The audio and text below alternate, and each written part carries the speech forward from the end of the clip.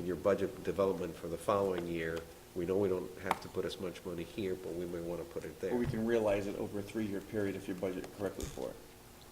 Or you put it aside and you say, well, you know, depending on where, you create maybe a new account that's a fuel reserve account, so that as you budget for the following year, you take some of that savings and you track the growth of the cost of fuel, and you say, okay, if fuel grew by 20% and that was $30,000 out of this savings for next year, we're going to make sure we keep in the budget, instead of shifting it to other areas, we keep $30,000 or something of that sort. Kind of self-blow. To remain focused on the motion that's on the floor, but I also want to add to the discussion which permeated and has a dimension which results from this low bid. Yes. The low bidder came in under what we budgeted, therefore providing us with an opportunity to make this decision to return some funds to the town to help deal with what's considered a deficit situation. There's been an appeal from all sides of town to cut costs, and certainly we've been able to do that with we and the superintendent in managing, for instance, this bid contract. So I'm all in favor of taking care of our needs, making sure we have the right amount of teachers, but if there's any way we can, if we anticipate a surplus, let's return it to free cash and ask that it be kept in free cash for the potential need in the future, because Absolutely. we can't manage that closely that we anticipate everything that's going to happen. But with that comment, I'd like to call the question on the approval of this transportation contract. The motion, Mike's motion on the table is that the low bidder be awarded the contract, which is Amaral's Bus Company. All those in favor? Aye. Opposed? Okay. I will, just so you know, I will take a look at the paperwork, fill it out, run it by the lawyers, make sure we filled it out right. I don't want to make a misstep here, and then we'll send it to Amaral's to get it signed, sealed, delivered, and sent back. Very good. I Congratulations. had one question on that. I know we have the software, it's going to help us deal with routes and possible changes, but change is always of concern to people. We now have a new bus company that is going to have to learn the routes. Are we going to have a drive with for some of the drivers so that they know where the routes are? How do we convey this to the new bus company? Well, yesterday, Dr. Colley and I went by Amaral's to meet with Mr. Amaral's staff, walked through the lot, the service area. Check out the Already buses. spoke to the office manager there, made our connection there, spoke about routing, spoke about the existing routes. Mr. Amaral also has an idea to try to take on some of the Tremblay drivers so that to make the transition from this year to a new bus company for the new school year, to make that process and transition a lot easier for, I'm sure, for Mr. Amaral and for ourselves. So that process has already been well in the works, and Right. the routing system that we're going to use right now is what we've had from the previous 2 years. Right. And we'll add on the new incoming students and get rid of the exiting students and just basically tune that up a little bit. Mr. Amaral, some of his staff, I believe, is going to start doing a little run-through of the drive-through for all the routes that are in existence. I've spoken to, again, his office manager again today a few times just to, see what works, what doesn't work. They love the routing system that they're using, that they're given, the routes that they're given from the other company, the other school districts that they're using. So it seems like it should be a very smooth transition, and we're hoping for it. And we have to work all summer back and forth to go for some rides and take some trips ourselves. That's what we'll be doing, so. And on top of that, you're going to learn a new system. Yes, and I can't wait. I just told Beth too, I said, I can't wait to play with this new system. I can't wait to pinpoint areas that people can stop and where they can't stop. No, And then drive around and make it's not sure a video that, system, no. Lucky enough, I've been in Westport for 48 years, so I kind of Other than You know where all the schools, I stops kinda are. know where everything is, but Well, while you are up here, yes. we will go right to the approval of the bread, milk, dairy, ice cream, groceries, and pizza bids for the school year 2010-2011.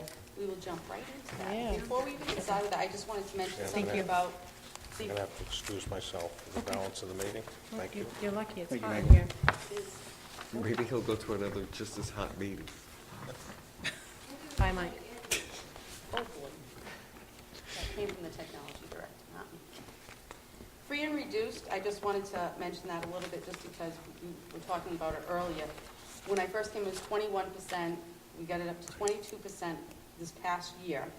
We've implemented a new process, minor technology piece that puts the free and reduced lunch application process can be done online. So that way, if you have families that, find it very private and they don't want it to be handled improperly with their student into the classroom, then to the office, parents starting in September will now be able to apply for free and reduced lunch online, then within 24 hours get their approval notice, where the only person that will be seeing that information will be myself, so it will be without touching different hands. So my idea of doing that was to help increase free and reduced lunch percentage to kind of get it up to 25% is one of my personal goals, to try to move that. Because if we could get it up to that, it might possibly increase even the revenue that we receive, could be anywhere from 15 to 23,000 if I could, and that's just on my end of it, on the revenue for school lunch. So that was just a little piece that I wanted to just make you aware of, that piece right Michelle, there. before you, can I just ask on what you just said? Yes. I know there's a partial system implemented where parents can go and find out what their kids are getting. Are you going to add that to the online piece ever as well? Meaning? Like, I'm home, I can actually go online, put in my daughter's ID and see what she's purchased. We're for hoping that lunches. next year that piece is going to come into play. Right now, that part, Beth and I have looked into think my this kids this are past sugar. year, and it was about Exactly. $10,000 more to To put incorporate it that. online, right. So I'm kind of hoping by the end of this school year, if we can pick up a little more on the free and reduce end, if the revenue can turn around a little bit enough to be able to purchase that piece, I would like to, because I just right don't now, think kids are I coming home and receive- telling their parents, I'm having I'll eat my ice green cream, beans. and yeah, let me they're like, tell oh you- yeah, I got hot lunch. Let me tell you where the Sure you did. complaints come. And the other piece to that is also, if we could get the emails of, which is a very difficult thing in our district right now. We probably know have about why. 35% of our families' email addresses. If we could get almost all of them, I can export every week those transactions bi-weekly to Right to the families, parents. right to their parents. So that would eliminate us purchasing that $10,000 piece of equipment to do it. Problem being is we don't have the email addresses in order for me to do that. I have that access already with the NutriKids system. Could you do it I with have.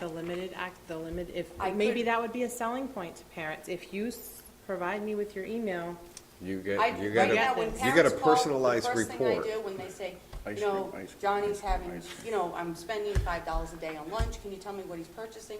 First thing I do is I ask for their email address before I even give them any information. And I won't even give them the information. I email it to them, I ask them to look over it, if they have any questions, to call me back. So right away, it increases the amount of email addresses I get, but. yeah? It becomes is a discussion possible. at home instead of a discussion with us. Right. Okay, So- well, But it is in the process, we're trying to, beautiful. I would rather do it that way than spend $10,000 on additional software to tie into that. Yeah, absolutely. Mhm. So right now, we have the capacity to find out what our kids are actually buying. As long as we Yes, have your yes. All you email. have to do is pick up the phone, call me, give me an email address. But you have to and pick up the I'll send phone it and to you have to call. That's within the thing. seconds. You know, You have Before my you email, even address, just hang- send it to me. Yes, before I'd you like It's to only know. healthy items on the menu, should it really matter? no. Well, No. now that You ties can eat No. ice cream all day.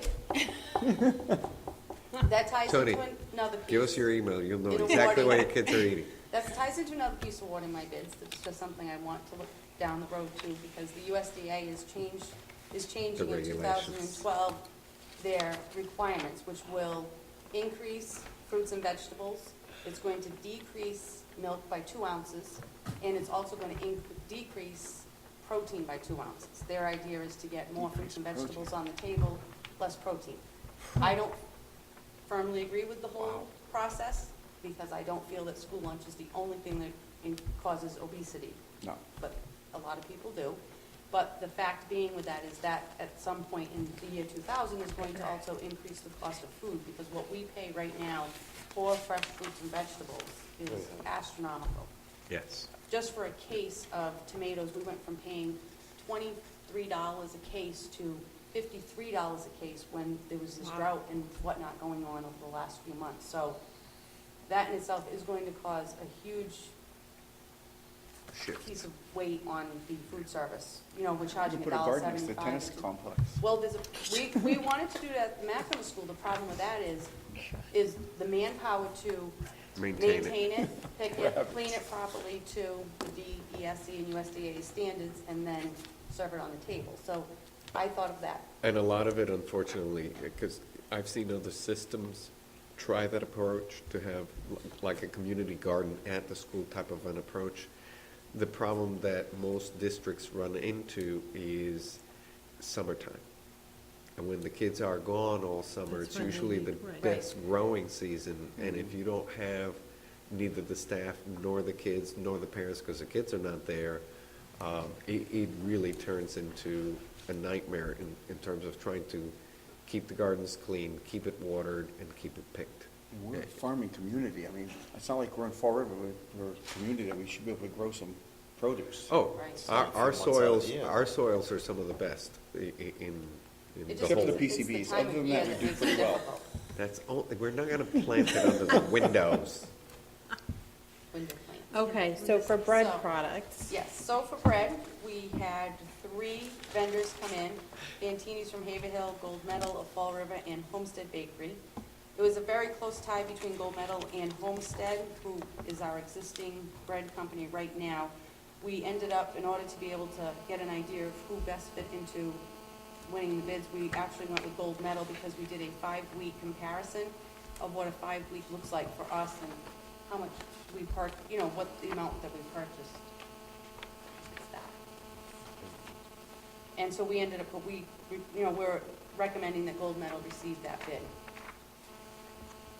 Then for milk products, LeCompte again, Gorilla Farms, and Bliss Dairy were our 3 vendors that came in again.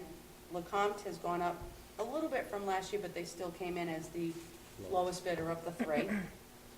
Ice cream, we had 2 vendors come in this year, Gorilla Farms and also New England Ice Cream. Gorilla Farms again, we went with Gorilla because they also again came in at the lower bidder, which is who we had again last year. Pizza was a close tie. We had Domino's, we had Papa Gino's, and we had Papa John's. Papa Gino's and Papa John's came in for the same price, but Papa Gino's had 1-inch larger size pizza. So we had to go with It's all Papa about size. Gino's. It's all sides. So I don't know what the kids will feel about that, because they prefer Papa Gino's. Papa John's. John. I mean, Papa John's. They prefer Papa John's, but Papa Gino's is the winner, and change is good. Pizza's pizza. The kids love pizza. Maybe one of Papa these John's, Carl. days we'll put in a bid spec that it has to be accepted by the The students. students, right? We could have the students do.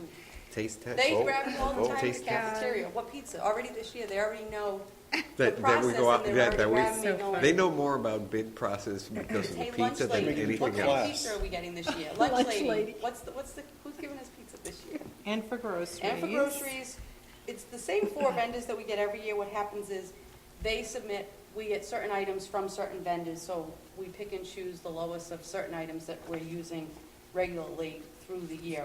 There's such a large comparison sheet that I didn't attach it because it would be too large to submit. I have it if anyone's interested. The only thing I wanted to draw the attention to, because I saw Mr. Rivera in the hall today, and there was a question as far as the vendors list. It shows on the ice cream, if you're looking at the ice cream, it shows that there's an increase of like 12.8% for fiscal year 2012. That increase, we used to go by case sizes. We changed to item sizes because I